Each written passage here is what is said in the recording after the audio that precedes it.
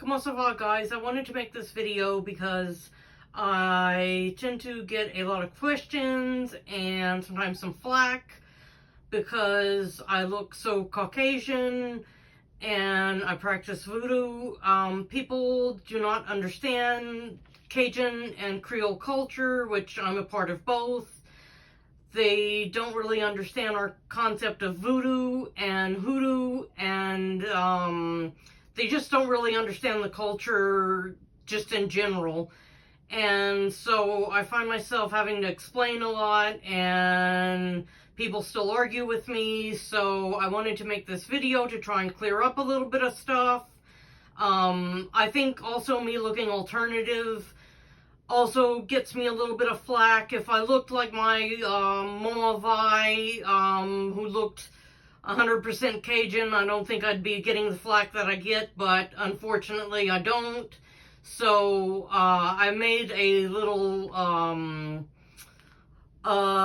essay here using some of the text from the Hoodoo Almanac 2025 by Denise Alvarado, and also some of my words are mixed in here. So if you see me looking down and reading something, that's what I'm doing.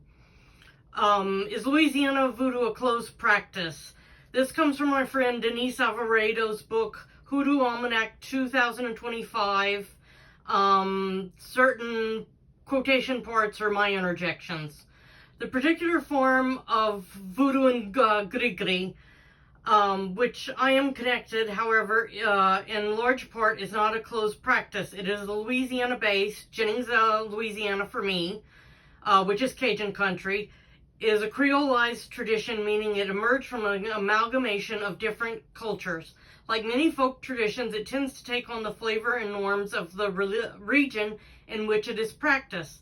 There is much that can be shared. For example, in Louisiana Hoodoo, voodoo and gris in my case is heavily influenced by French, African, Native, and Spanish traditions, with a strong focus on herbs, oils, charms, or gris in my case.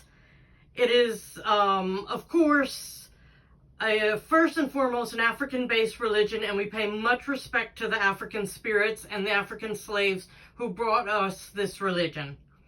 It is often tied to Catholic saints, African spirits, and voodoo. We also participate in ancestor reverence, and I believe that Bon Dieu made us all and doesn't care what color we are, and picked some of us to bless us with the gifts of the spirits, to help people and to elevate our spirits and those of our elevated ancestors. We are picked by elders. In my case is what happened. We are picked by elders or family members as children who notice we have spiritual gifts, and that is nurtured, and that is how we get into it in the first place. So I hope this helps some people understand where us Louisiana Voodooists are coming from.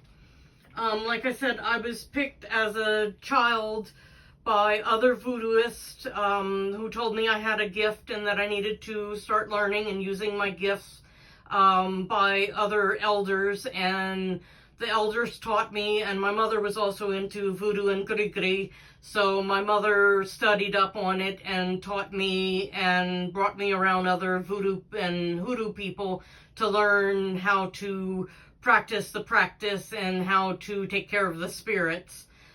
A lot of us from a very young age will start seeing spirits and having dreams and stuff, and that's how we're called.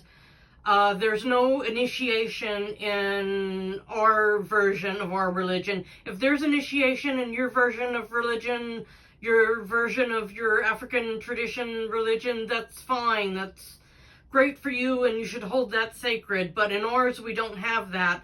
We have the spirits picking us.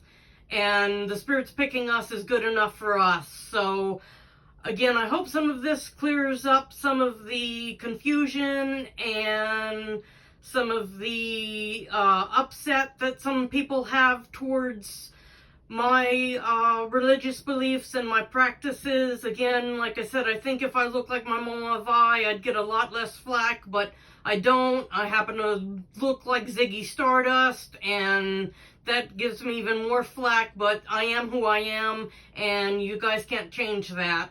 And that's the beautiful thing about people is we are who we are, and we have to stand up and be ourselves. So I hope that helps some of y'all to understand Louisiana Voodoo and gris and Hoodoo. And if you have any questions, just pop me a question and I'll see if I can answer it. See you guys later. Bye.